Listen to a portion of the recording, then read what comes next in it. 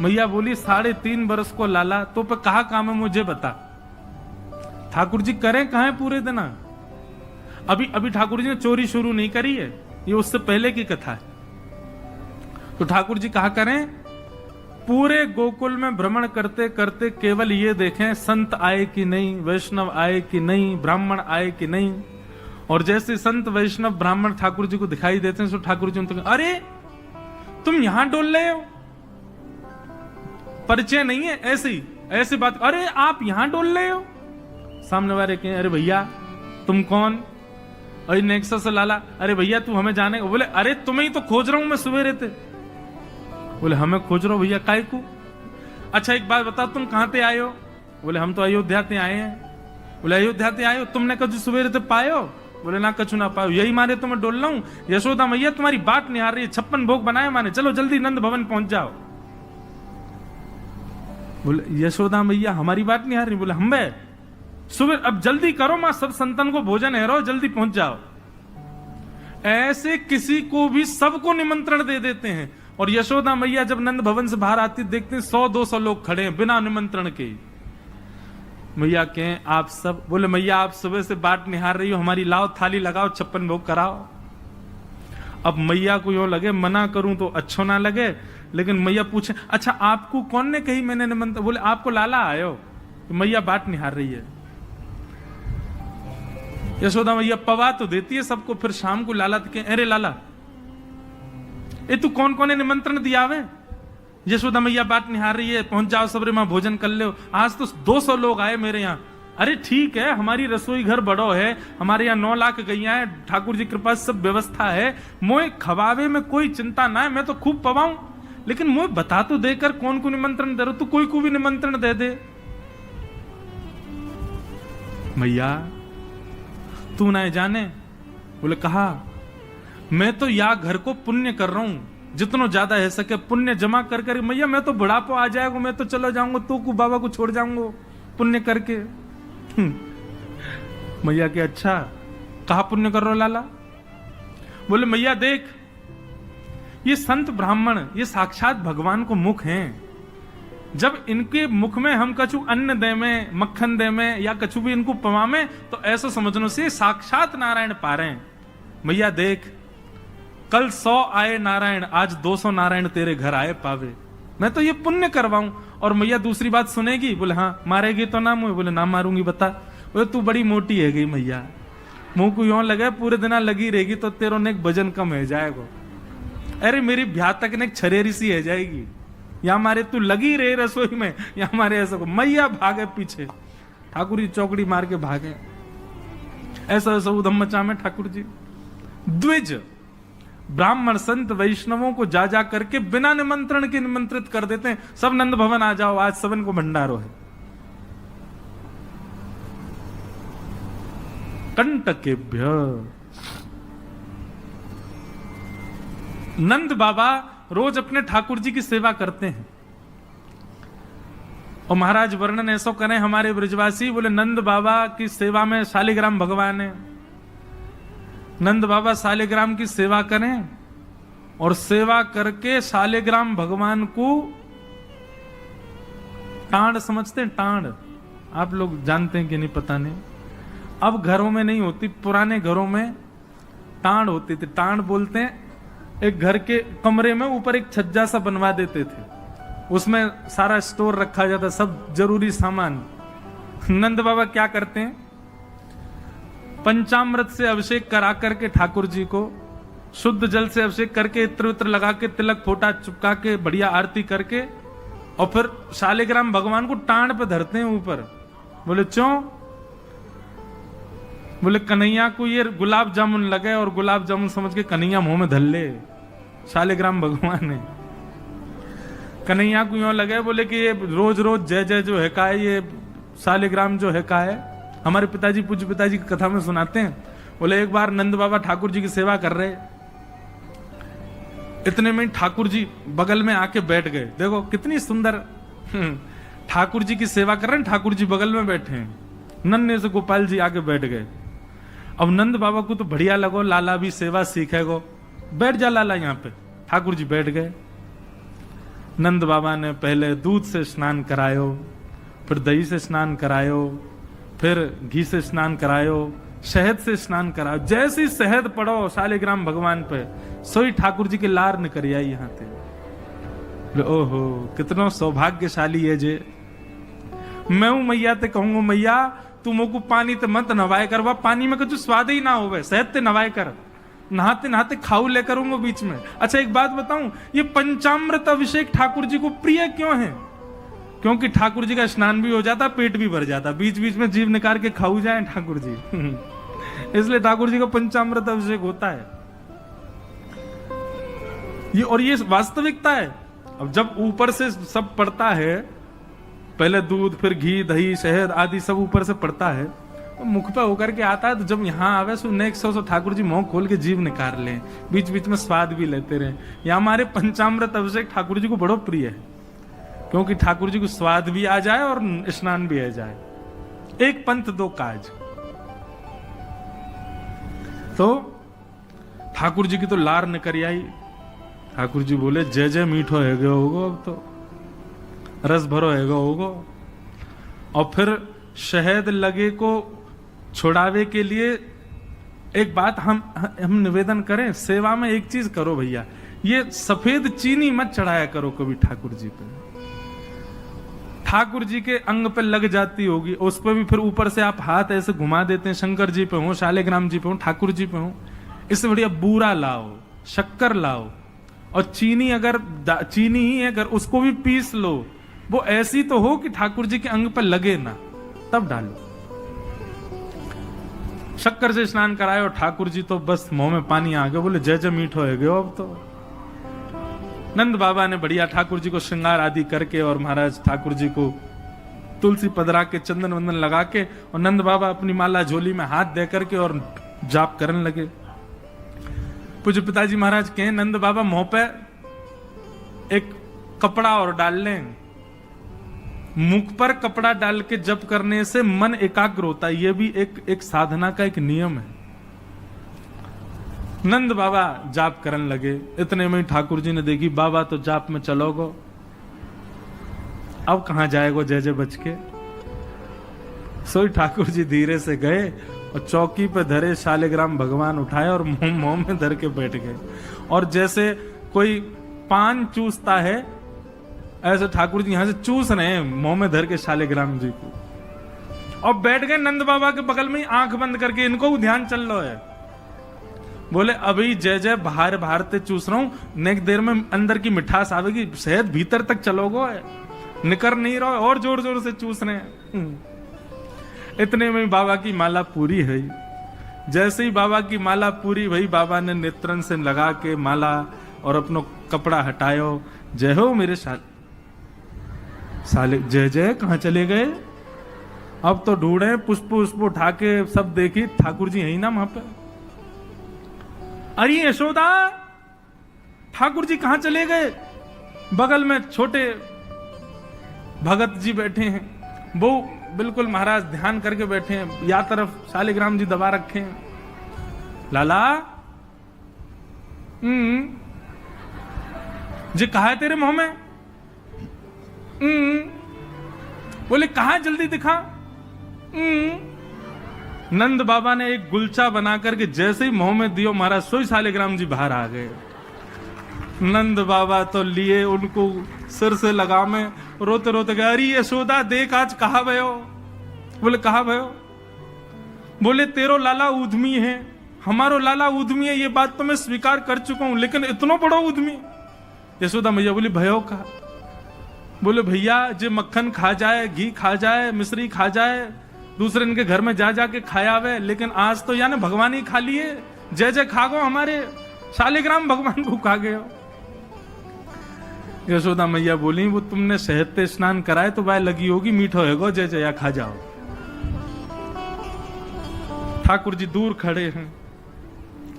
वाह दिन से नंद बाबा को नियम है स्नान ध्यान करके ठाकुर जी को टांड पे धर के जाए कि लाला के हाथ नहीं पड़ जाए कहीं, नहीं तो जय जय खा जाएगा। ऐसी ठाकुर जी की मधुर लीला। इतनी भाव में लीला ठाकुर जी की चल रही है कि सब रीझ जाते हैं। बंधुओं, कभी कभी तो इन लीला को सुन करके, कह करके और अनुभव करके तो नेत्र सजल हो जाते हैं।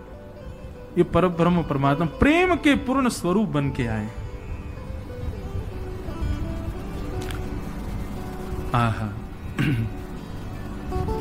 वर्णन करते हैं, ठाकुर जी ने चोरी का मन बनाया। क्यों? बंधुओं, भगवान के काल में कंस राजा ने ब्रजवासियों के ऊपर कर लगाया था, टैक्स। और क्या टैक्स था? कि आप सब लोग अपने घर में गैयाओं को पालो, सारा खर्चा स्वयं करो, और जितना दूध घी दही होगा उसका 70-80% सब मथुरा जाकर के कर के रूप में जमा करना पड़ेगा।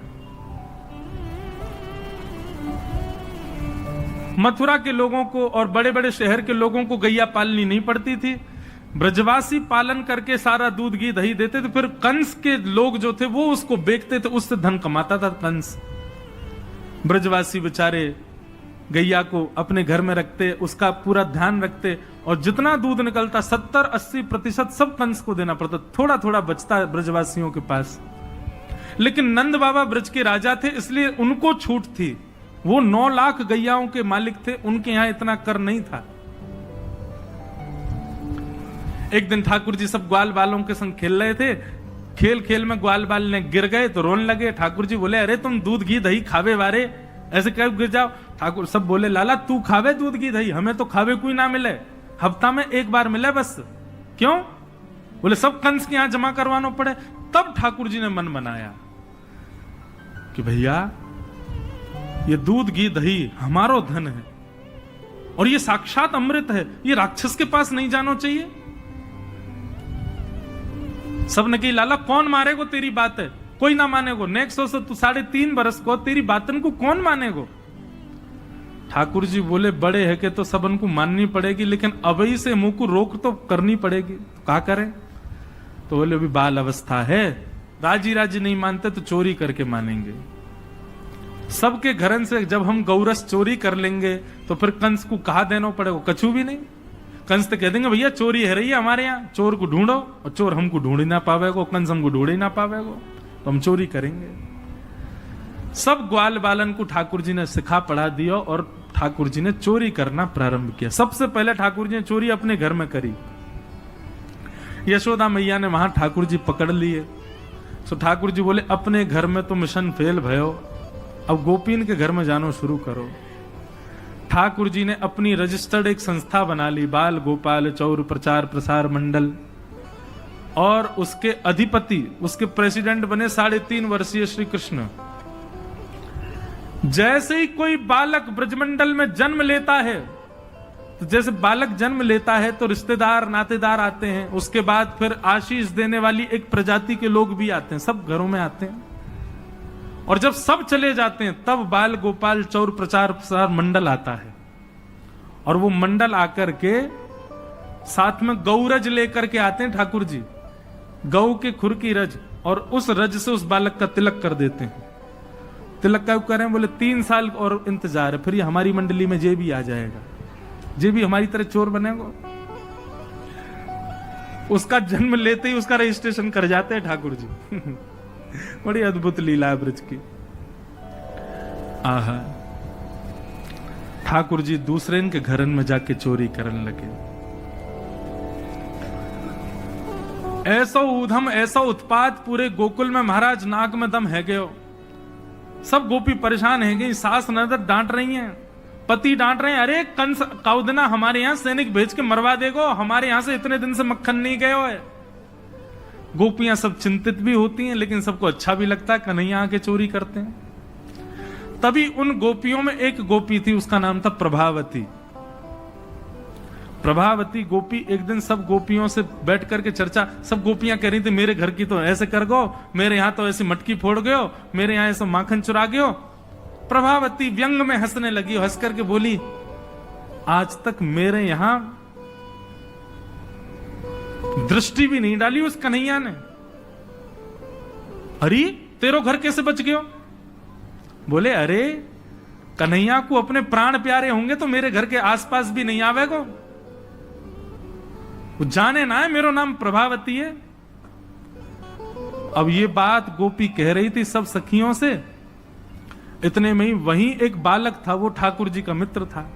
वो ठाकुर जी के पास दौड़ो दौड़ो गए, वो लाला एक गोपी है प्रभावती वाने यूं कहिए, लाला को अपने प्राण प्यारे होंगे तो आवेगो मेरे यहां चोरी करवे, मेरे यहां आई ना सके, प्राण प्यारे हैं यही मारे ना आवे। ठाकुर जी बोले हमको चुनौती दे रही है? बोले हम बे लाला तू को चुनौती दे रही है? बोले अगलो धावो यही के घर मारनो है। सबसे पहले तो ठाकुर जी ने प्रभावती के देवर को अपना सखा बनाया। देवर कितना बड़ा, वो भी छोटा सा ही था। ठाकुर जी ने उसको अपना सखा बनाया। सखा बना करके उसको बेला फुसला करके बढ़िया उसको बढ़िया मक्खन वक्खन खवा के अपने पक्ष में कर लिया। ठाकुर जी बोले ए सुन, तेरी भाभी प्रभावती एक दिन चुनौती दे रही कि कन्हैया मेरे यहां चोरी करके दिखाया।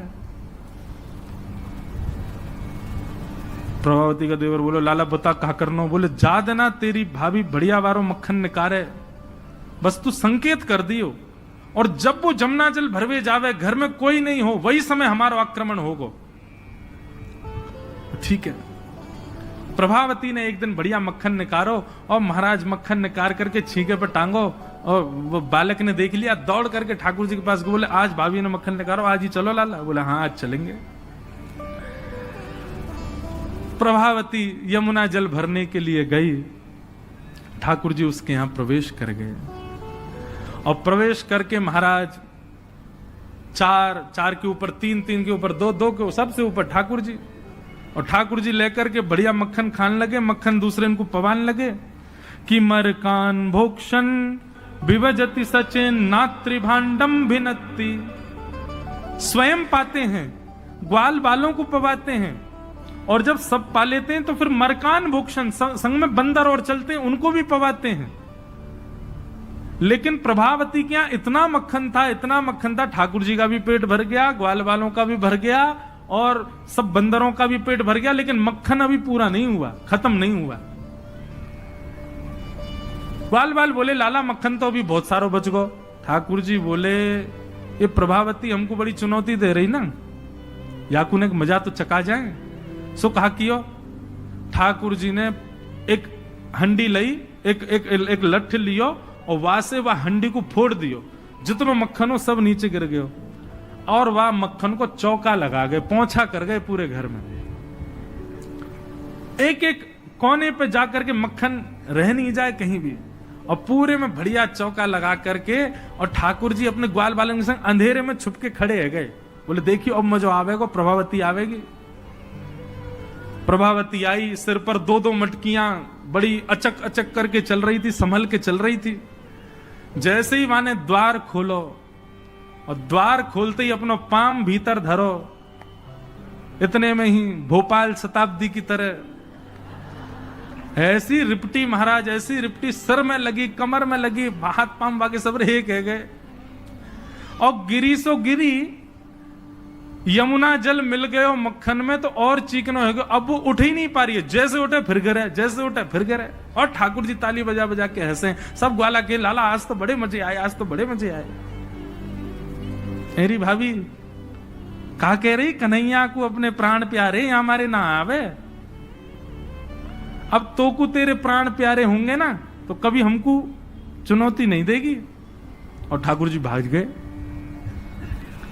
प्रभावती महाराज जैसे तैसे रिपट के बाहर आई, और जाके सीधे यशोदा मैया के पास पहुंच गई, और जाके बोलने लगी, बोले मैया अपने लाला संभाल ले, नहीं तो काउदना हाथ दिखा दूंगी याकू में। ऐसा उधम मचावे, देख मेरी कोहनी टूट गई, कमर टूट गई, ऐसा उधम मचा के गयो। यशोदा मैया बोली तुम गोपिन पे कछु काम ना है, 24 घंटा मेरे लाला के पीछे पड़ी रहो, काउदना रंगे हाथ पकड़े तो आइयो, नहीं तो कभी मुख मत दिखाइयो अपनो। प्रभावती बड़ी चिंता में है, बोले ठाकुर जी को रंगे हाथ कैसे पकड़ूं। इतने में यानी विचार कियो कि मेरो जो देवर है वो लाला के संग बहुत ज्यादा रहवे, तो यार देवर को पहले अपने पक्ष में करो। ये देवर कभी ठाकुर जी के पक्ष में जा रहा हो, कभी प्रभावती के पक्ष में। प्रभावती ने एक दिन वाकू दिखाते भय मक्खन निकारो। आज तो धोरी गैया को मक्खन है, इतना मधुर मक्खन है, और यहाँ से तो आज मैं शाम को बढ़िया रोटी बनाऊंगी, घी बना करके सबको पवाऊंगी, अब बढ़िया मक्खन निकालो। देवर ने देख लिया और जाकर के सीधे पहुंचो लाला के पास। वो लाला, भाभी ने आज धोरी गैया को मक्खन बनाया। ग्वाल बाल सब बोले लाला वहीं चल, बात ना बड़े मजे आए वहां पे, आज फिर चल रहे हैं प्रभावती के यहाँ। ठाकुर जी वे चलो। अब प्रभावती ऐसा दिखा करके गई कि वो जमुना जल भरने चली गई है। ठाकुर जी ने देख लिया प्रभावती जमुना जल भरवे गई है, लेकिन जैसे ही ठाकुर जी वाके घर की ओर भागे, प्रभावती दौड़ करके पीछे के द्वार से गई और खिड़की में होके भीतर घर में आ गई और चुपचाप खड़ी हो गई अंधेरे में, हाथ में बड़ा डंडा लेकर के। ठाकुर जी आए। ठाकुर जी ने आकर के जैसे ही महाराज 4 3 2 1 ऊपर चढ़े, चोरी करना प्रारंभ कियो। ठाकुर जी जब पूर्ण रूपेण व्यस्त हो गए चोरी में, तब प्रभावती अपना डंडा लेकर के निकली। दारी क्यों तुम्हें बताऊं। और जैसी प्रभावती आई, महाराज नीचे वाले सबसे पहले भागे, और नीचे वाले भागे तो ऊपर वाले सब गिर गए, ठाकुर जी लटक गए ऊपर। अब बाकी के सब तो वहां से भाज गए, ठाकुर जी रह गए। अब नीचे प्रभावती खड़ी है। आजा लाला, तो बताऊं मैं, प्राण प्यारे, देख देख देख प्रभावती तू सही ना कर रही है, तू जाने ना है मैं जय जय हूं। बोले तेरी जय जय तो मैं निकारूंगी, नीचे आ पहले तू। जैसे तैसे करके ठाकुर जी नीचे उतरे। प्रभावती बोले तुम को मुंह पे दया ना आवे, मैं कितनो सीधो साधो भोरो सो प्यारो सो, देख मैं तू वचन दूं आज के बाद नहीं आऊंगा तेरे घर, तू अब कछु मत करे, तू मुंह को मारे मत। बोले ना ना मारूंगी ना लाला, इतना कोमल सो मेरो लाला, वाकू कैसे मार सकूं मैं। ठाकुर जी बोले हाँ जी, तो मैं मारी हूं मत। बोले मारूंगी ना तो को पकड़ के यशोदा को दे के आऊंगी आज मैं, वो बतावेगी तो। बोले या तो बढ़िया, तो तू मार ले मोह, लेकिन यशोदा मैया के पास मत ले जा, ऐसा मत करे। बोले ना आज तो तू यशोदा ही बतावेगी तो। और ठाकुर जी को हाथ पकड़ करके महाराज प्रभावती पूरे गोकुल में हल्ला करती भाई जा रही है, और घूंघट करके, घूंघट पकड़ रखो एक हाथ से, दूसरे हाथ से ठाकुर जी पकड़ रखे, और सबरे गोकुल में हल्ला।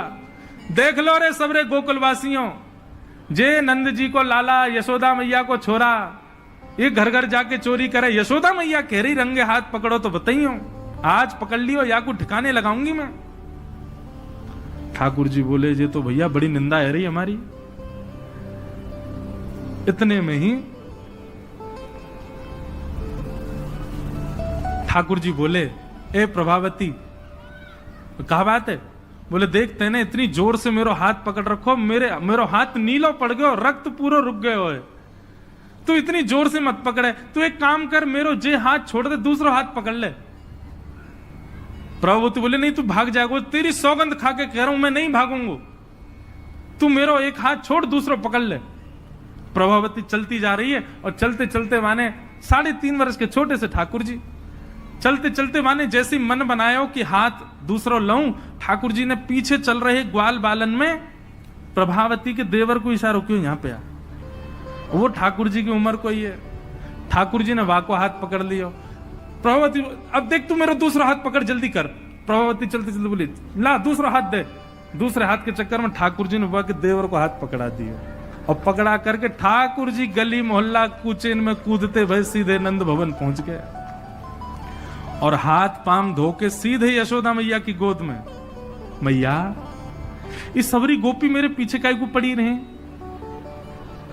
अरे मेरो लाला बड़ो मलूक है, हमारे पीछे पड़ी रहे। मैया रोज कोई गोपी आ जाए, मुंह को तो लगे आज भी कोई गोपी आवेगी तो उसे शिकायत करवे। मैया बोली आंधेदारी के मैं बताऊंगी। हाँ मैया तू मुंह को अपना दूध पिला दे। और ठाकुर जी तो इतने लाड़ प्यार में आ गए, मैया गोद में बैठ के दूध पीने लगे। इतने में ही प्रभावती आई। देख यशोदा मैया, तू कह रही कि अपने लाला को रंगे हाथ पकड़ के लाइयो, आज देख तेरा लाला पकड़ के लाई हूं मैं। ठाकुर जी बोले देख ले मैया, मैं तो कह रहा हूं ना कोई गोपी आ रही आ गई। मैया तू एक काम कर दे। बोले कहा मैं तू और बाबा हम तीनों कहीं और ही चले जाएं, ये गोपी हमको जीन ना दे रही है, इनको यूं लगे कि तेरो लाला इतना सुंदर काहे को है, ये चिढ़ के मारे आ जाए रोज। मैया बोली लाला तू पीछे खड़ो रहे यार, गोपी तो मैं देख के आऊं। मैया नीचे गई। कहा बात है क्यों चिल्ला रही है घूंघट में, देख तेरो लाला आज रंगे हाथ पकड़ो मैंने। मैंने तो याकू कुछ नहीं कही है, लेकिन तेरे हवाले छोड़ के जा रही हूं। मैया यार सबक सिखाइयो आज। मैया बोली कौन है? बोले तेरो लाला। बोले देख तो सही कौन है। प्रभावती ने घूंघट उठा के देखो तो वही के देवर को हाथ। प्रभावती बंदर तू कहां से आयो? भाज गयो। अब तो यशोदा मैया ने खूब सुनाई। बोले नहीं नहीं मैया मैंने तुम्हारे लाला ही पकड़ो। बोले तू झूठ बोले, मेरो लाला तो अभी दूध पी रहा मेरी गोदी में बैठ के। कन्हैया। इतने में ठाकुर जी आए भी तो। हाँ मैया कहा कर रहे हो तू? मैया मैं तो तेरी गोद में बैठो दूध पी रहा। मैया ये सबरी गोपी मेरे पीछे पड़ी रहे, मैं कहा बताऊं इन लोगन की तो ऐसी आदत है गई है, और ये प्रभावती तो सबसे ज्यादा। मैया ने खूब डांटी। प्रभावती बोले ये हुआ कैसे? प्रभावती बोले अच्छा मैया क्षमा कर दो मैं जाऊं। प्रभावती चली गई। ठाकुर जी बोले मैया मैं 2 मिनट में आऊं, अभी ना सखांत में ले आऊं। जैसे प्रभावती ने दूर पहुंचे सो ठाकुर जी आए आगे से, और प्रभावती के आगे आगे खड़े है गए। तो कहो जी कैसी रही आज? प्रभावती बोली तेने ही कियो कैसे? बोले मैंने कैसे कियो वो मत पूछे, लेकिन मैं तू को चुनौती देवे आया हूं। आज तेने मेरो हाथ पकड़ो तो मैंने अपनो हाथ देवर में बदल दियो। कल को अगर तेने मुझे पकड़ो तो तेरो हाथ मेरो हाथ खसम में बदल जाएगा। देवर से तेरे पति को हाथ आ जाएगा हाथ में। तू जाने ना नंद जी को लाला हूं मैं। प्रभावती इतनी लज्जा की हो गई कि फिर वो कितने दिन तक बाहर नहीं आई अपने कक्ष से, भवन से। वर्णन आता है ठाकुर जी एक दिन उसके यहां पहुंचे और पहुंच करके उसकी गोद में बैठ करके खूब स्नेह किया, और स्नेह करते तब भी नहीं मानी, खूब नाराज हो गई ठाकुर जी से, मुंह फेर करके बैठ गई। ठाकुर जी बोले एक बार मेरी ओर देख ले। प्रभावती बोली नहीं देखूंगी। बोले बस एक बार देख ले, फिर जीवन भर मत देखियो। जैसी प्रभावती ने ठाकुर जी की ओर देखा, शंख चक्र गदा पद्म धारण करके चतुर्भुज रूप में ठाकुर जी ने उसको दर्शन दिए। बोलो भक्त वत्सल भगवान की। ऐसी ठाकुर जी की मधुर लीला वृंदावन में चल रही है। ऐसी अनेक लीलाएं हैं व्रज की, उनको ठाकुर जी संपादित कर रहे हैं। एक दिन मैया ने ठाकुर जी को उखल से बांध दिया। उखल से बांध करके मैया चली गई। ठाकुर जी ने उखल में बंधे भये ही वृक्षन के बीच से निकले, स्पर्श करती दोनों वृक्ष टूट गए। कुबेर के पुत्र नलकुवर मणिग्रीव प्रकट हो गए। दोनों ने भगवान की स्तुति गाई। ठाकुर जी ने दोनों को क्षमा किया।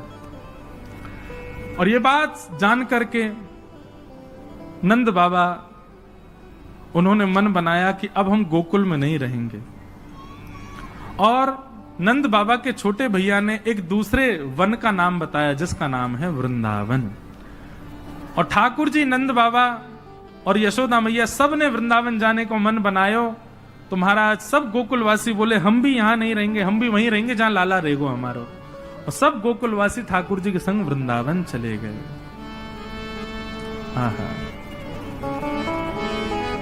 ऐसो सुंदर प्यारो वृंदावन है। लागे वृंदावन निको अली माने, लागे वृंदावन निको, लागे वृंदावन निको अली माने, लागे वृंदावन निको, लागे लागे वृंदावन निको अली माने, लागे वृंदावन निको, लागे लागे वृंदावन निको अली माने, लागे वृंदावन निको,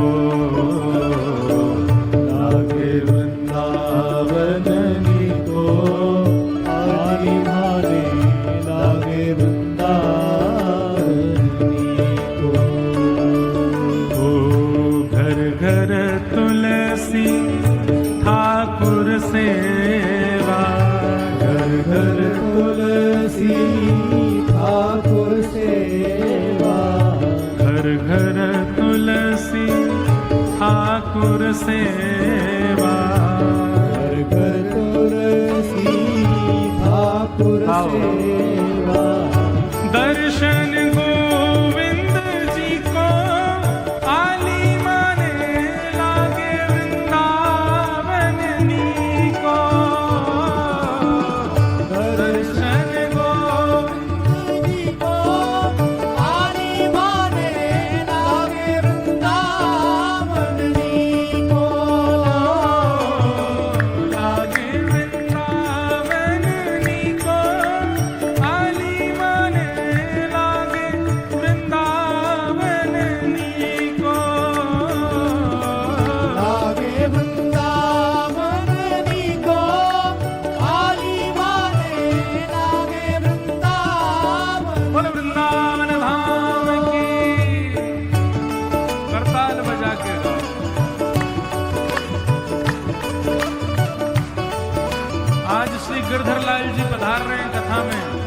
मानो साक्षात वृंदावन पधार रहा है।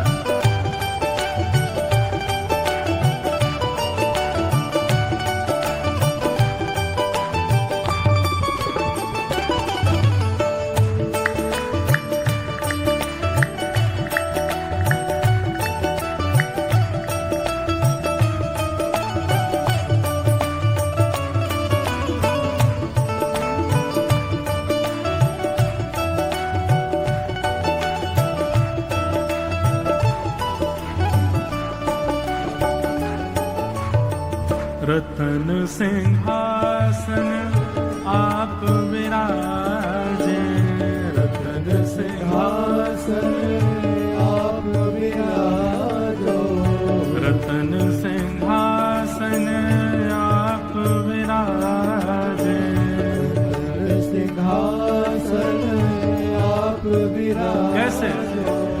मुकुट धरे तुलसी को,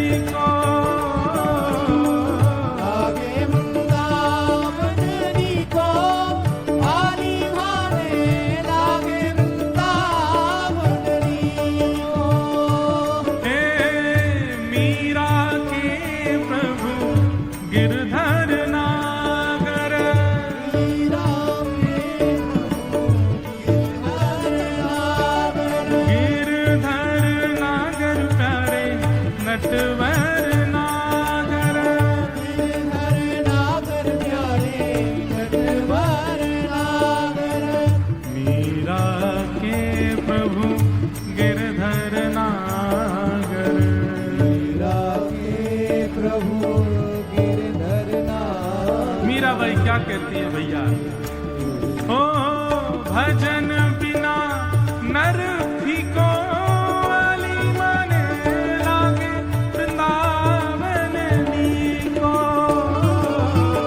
भजन बिना नर फीको, वाली माने लागे वृंदावन नीको। लागे वृंदावन नीको,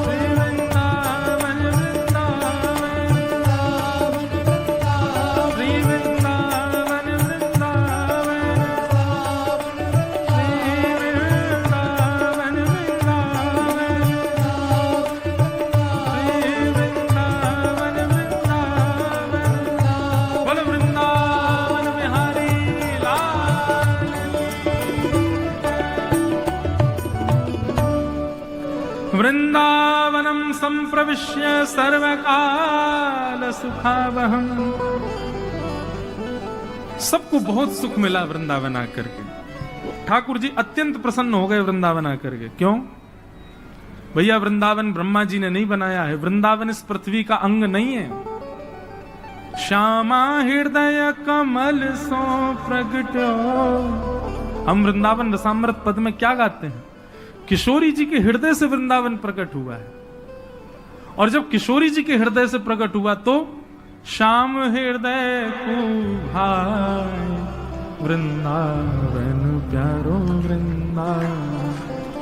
वृंदावन, वहां का एक एक कण स्वयं श्री जी ने अपने हाथ से रखा है।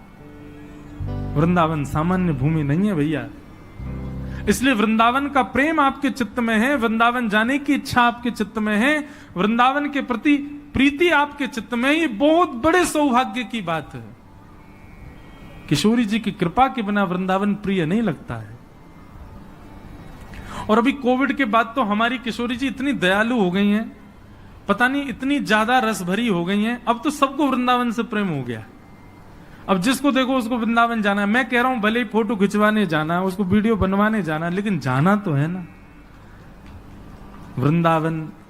मैं खुद भी सोचता हूं कि वृंदावन जाओ तो उसके रस को समझ के जाओ, पर मन में एक भाव आता है, किशोरी जी की कृपा के बिना वृंदावन नहीं आ सकता। तो अगर कोई व्यक्ति आधुनिक कार्यों के लिए ही वृंदावन जा रहा है तो वह भी तो किशोरी जी की कृपा से आ रहा है ना। इतना ही बहुत है कि आप वृंदावन से प्रेम कर तो रहे हो। लेकिन बंधुओं, एक आध बार का प्रेम वृंदावन से रहा जाए, ये इसमें फिर आप वंचित हो जाओगे। कम से कम वृंदावन जाओ तो उस वृंदावन को सदा अपने चित्त में लेकर के आओ, सदा आपके चित्त में रहे, हृदय में वृंदावन रहे। ठाकुर जी वृंदावन पधारे, भगवान ने वृंदावन आकर के सबसे पहले अघासुर का वध किया, और अघासुर का वध करने के पश्चात ठाकुर जी ने ब्रह्मा जी के मोह को दूर किया।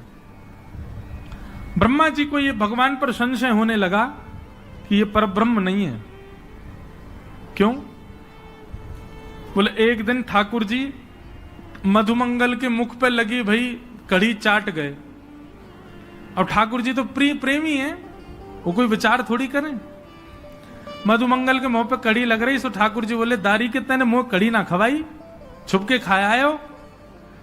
मधुमंगल बोलो लाला खट्टी कड़ी या हमारे में छुप के खा गए हो कि तुम माने ना है खाए बिना। ठाकुर जी बोले लेकिन मुंह तो फिर मिल गई। बोले कैसे? बोले तेरी मूछ बन नहीं है, तेरे मुंह पे छींटे पड़े, सुन चाटियो मत, यहाँ पे आ। और ठाकुर जी ने उसका मुख पकड़ा और अपनी जीभ निकाल के वहां पूरे मुंह चाट गए। मधुमंगल के तो प्रेमाश्रु गिरने लगे। लाला को हृदय, लाला तू इतना प्रेम मत करे कर, काउदना यदि दूर चलोगे तो तेरे वियोग में प्राण निकल जाएंगे हमारे। यहां तो ऐसा प्रेमास्पद रूप ठाकुर जी प्रकट कर रहे थे, पर ब्रह्मा जी को लगा राम राम राम राम, ये परब्रह्म है, ये भगवान है, ये परमात्मा है। एक पद आता है, अष्टसखा गाते हैं, आज दधि मीठो मदन गोपाल। एक दिन ठाकुर जी हंडी गोद में रख के और सब ग्वालों को अपने हाथ से दही खवा रहे थे। ग्वाल बाल सब कहने लगे, बोले लाला हम पे पात्र तो है ना। बोले पतुआ लिया आओ। पतुआ माने पत्ता। पत्ता ले ले करके सब ग्वाल बाल वही में पा रहे हैं, ले ले करके। अब महाराज वहां वर्णन आता है, ऐसो दही हम कबहू ना चाखो। सब ग्वाल बाल कह रहे हैं ऐसो दही हमने अपने जीवन में कभी खाया ही नहीं है। क्यों? बोले ठाकुर जी दही दे रहे हैं, जब तक दूसरा ग्वाला आवे तब तक हाथ में लगी दही को ठाकुर जी स्वयं चाट जाए, फिर दही निकाल के फिर दे दें। मतलब ठाकुर जी के अधरामृत से मिली भई दही है, या हमारी मीठी लग रही है। सबन को बांट दियो तो 2-4 ग्वाला रह गए पीछे, उनको दही नहीं मिलो। ठाकुर जी से कहने लगे, बोले लाला हमें तो दही मिलो ही ना, अब हम क्या करें? सो ठाकुर जी वहां पद में वर्णन आता है, ठाकुर जी बोले तुम चिंता मत करो। बोले तो क्या करें? बोले जो नहीं पायो सुनो मेरे भैया, जिनको दही नहीं मिलो वो ध्यान से सुनो। बोले कहा? बोले मेरी हथेली चाट लो, एक उंगली तू चाट ले, दूसरी उंगली तू चाट ले, अंगूठा तू चाट ले, और कौन रहेगा? बोले तू यह चाट ले। एक बोला मैं रह गऊं, बोले तू यह चाट ले। दो चार है, उनने अपने पत्ता फेंक, बोले हम रह गए, बोले तुम यहां तक चाट ले। अब हंडी में हाथ दे दे कि यहां तक पूरे दही में सन गए। ठाकुर जी बोले लो जाकू जहां ते मिले मेरे हाथ पे दही है, चाट ले। अब ठाकुर जी अपना हाथ चटवा रहे हैं और ग्वाला सब अपने मुख से जीभ निकाल के चाट रहे हैं। ब्रह्मा जी को लगा ये परब्रह्म है, ये परमात्मा है, हो ही नहीं सकता, ये जरूर कोई भैलूपिया है, हम देवताओं को पागल बना रहा है भगवान बन करके, और मैं इसकी परीक्षा लूंगा। बंधुओं, प्रेम में सब जाहिर है। प्रेम में परमात्मा अपनी प्रभुता भूल करके, अपने नियमों को भूल करके, एक बात बताऊं, मैं एक बात कथाओं में कहा करता हूं, ठाकुर जी इतने नियम में क्यों रहते हैं? भगवान को देखो, गर्भगृह में रहते हैं, गिने चुने व्यक्ति ही उनको छू सकते हैं, हर कोई उनका स्पर्श नहीं कर सकता। सुबह 4 बजे उठना है तो उठना है, पूरी दुनिया 4 बजे उठने का मन बनाती है, पर 4:30-5 से पहले कोई नहीं उठता। पर ठाकुर जी हजारों वर्षों से सारे मंदिरों में जो नियम उठने का, उसी पे उठते हैं ठाकुर जी। उसी नियम से भोजन, उसी नियम से शयन, इतने नियम, पूरे विश्व को मुक्त करने वाले भगवान स्वयं इतने बंधन में रहते हैं। मेरे मन में एक बात आती है कि ठाकुर जी बंधनों में इसलिए हैं, नियमों में इसलिए हैं, हमको और आपको चुनौती दे रहे हैं। बोले तुम्हारे अंदर प्रेम की सामर्थ्य हो तो मेरा नियम तोड़वा के दिखाओ, तुम में सामर्थ्य हो तो मेरे नियम को तोड़ के दिखाओ। नियम बनता ही तोड़ने के लिए बंधुओं, लेकिन उसको हट नहीं तोड़वा सकता, उसको जिद नहीं तोड़वा सकती, नियम को केवल प्रेम तोड़वाता है। कोई व्यक्ति कितना भी नियम में हो, लेकिन अत्यंत प्रेमी आ जाए तो वो अपना नियम तोड़ देता है।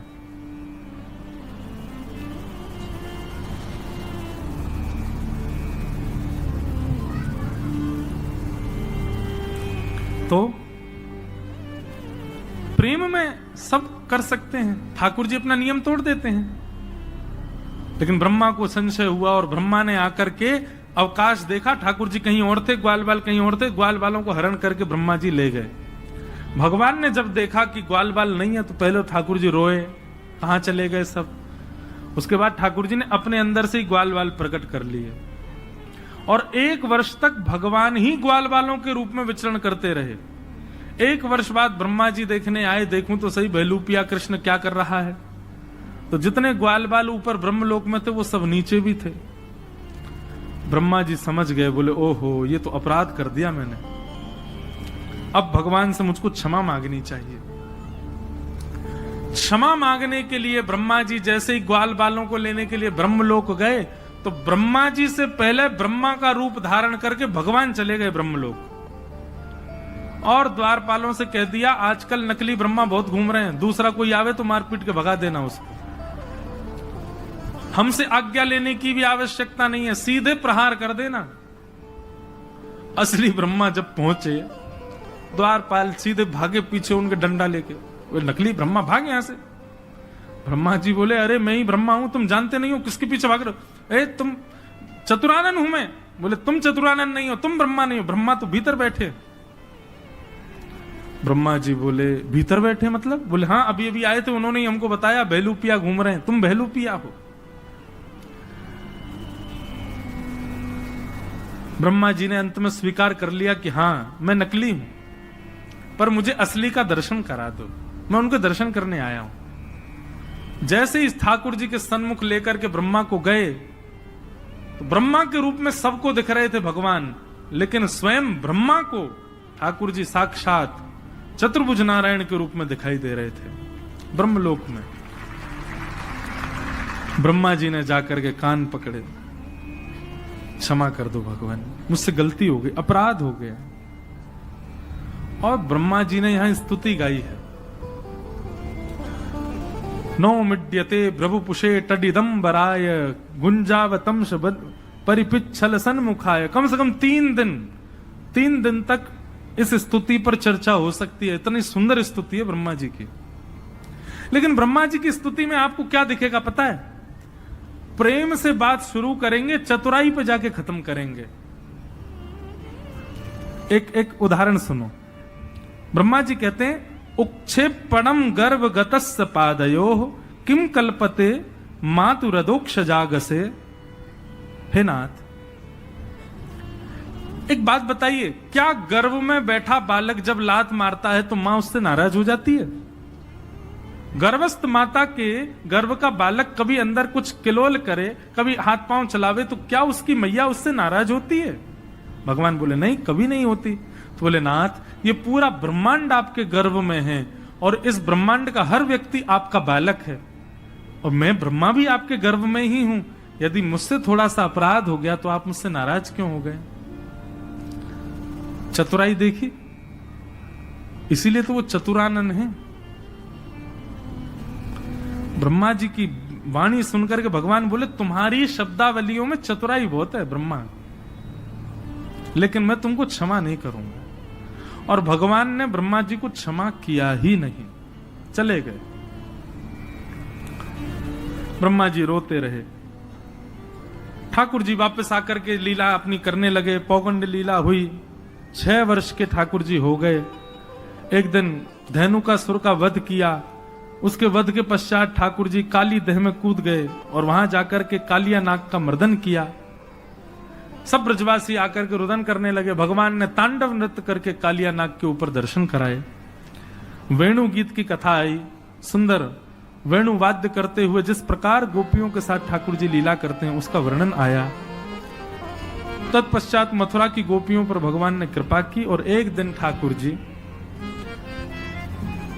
गौ चारण करके लौट रहे थे और पूरे ब्रजमंडल में देसी घी की सुगंधी आ रही है। सब बढ़िया बढ़िया पकवान अपने अपने घरों में बना रहे हैं। ठाकुर जी ने जाके पूछी, भैया ये 56 भोग कौन के काजे बनने हैं? किसी ने उत्तर नहीं दिया तो ठाकुर जी नंद बाबा के पास गए। नंद बाबा ने जाकर के नंद बाबा ने लाला को बताई, पर्जन्यो भगवान इंद्रो मेघास्तस्यात्ममूर्तयः। लाला, पर्जन्यो भगवान इंद्रो मेघास्तस्यात्ममूर्तयः। ये पर्जन्य यानी कि इंद्र हमारे भगवान हैं। ये 56 भोग के दर्शन हो, मुंह में पानी नहीं आ जाए आपके। ये सबसे पहले ठाकुर जी का भोग लगेगा। अभी आप लोग ध्यान कथा की ओर ही रखो। अभी गिरधर लाल जी भी पधारेंगे, उनका मंगल दर्शन हो। आज ये आगे की तरफ इसलिए लगाई गई ताकि आपको सबको वहीं से ही लाल जी का दर्शन हो जाए।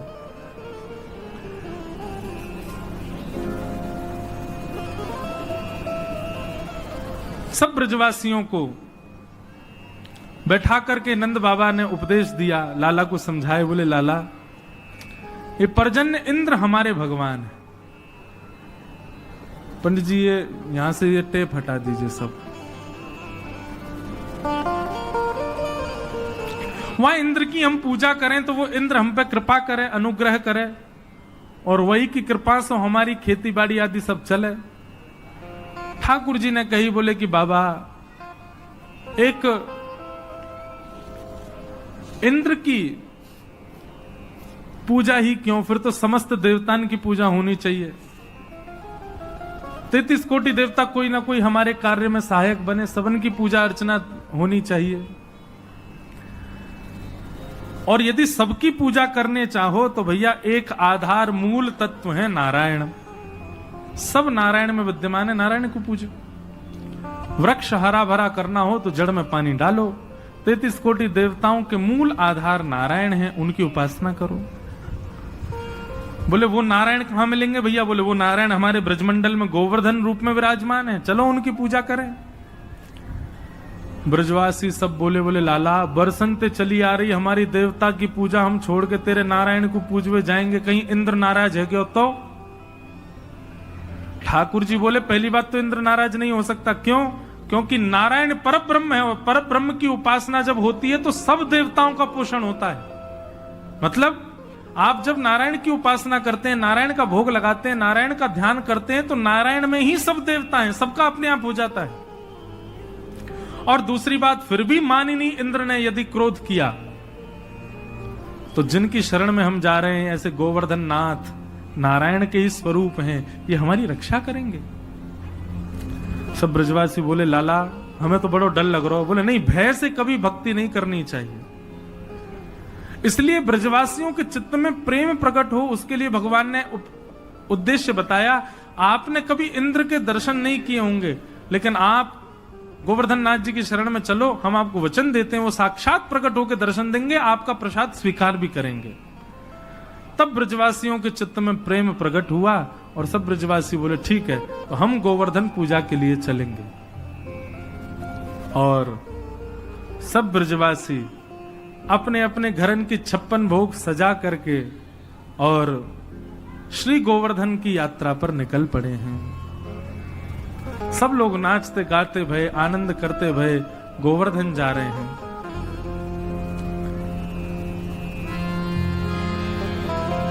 मैं तो गोवर्धन को जाऊं मेरी वीर, नाय माने मेरो मनुआ। मैं तो गोवर्धन को जाऊं मेरी वीर, नाय माने मेरो मनुआ। मैं तो गोवर्धन को जाऊं मेरी वीर, नाय माने मेरो मनुआ। मैं तो गोवर्धन को जाऊं मेरी वीर, नाय माने मेरो मनुआ। ओ नाय माने मेरो मनुआ, अजी नाय माने प्यारो कनुआ। नाय माने मेरो मनुआ, अरे नाय माने प्यारो कनुआ। नाय माने मेरो मनुआ, जी नाय माने प्यारो कनुआ।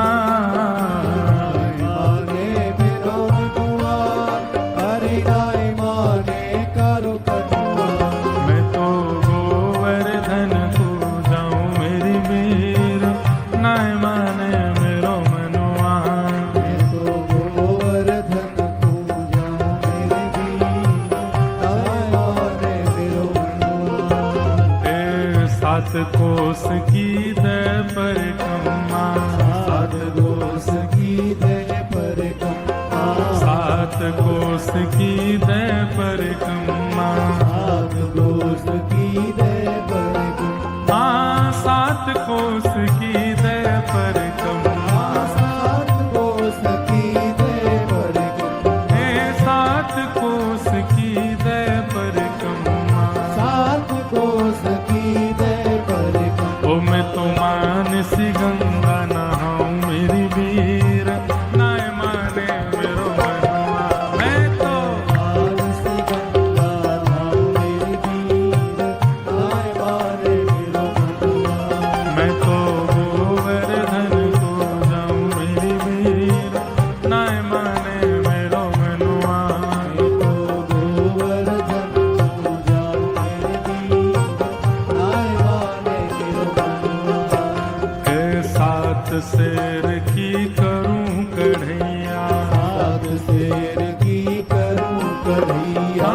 सात शेर की करूं कढ़ैया, सात शेर की करूं कढ़ैया। ओ सात शेर की करूं कढ़ैया, सात शेर की करूं कढ़ैया। सात शेर की करूं कढ़ैया, सात शेर की करूं कढ़ैया। ओ मैं तो संतन न्योत जिमाऊं मेरी वीर, नाय माने मेरो मनुआ।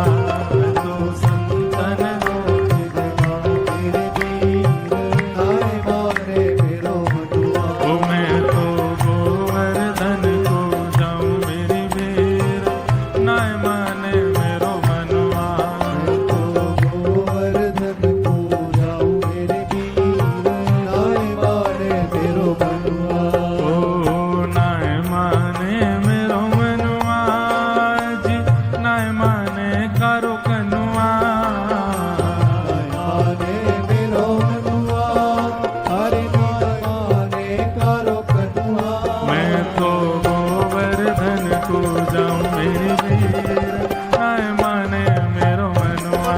मैं तो गोवर्धन को जाऊं मेरी वीर, नाय माने मेरो मनुआ।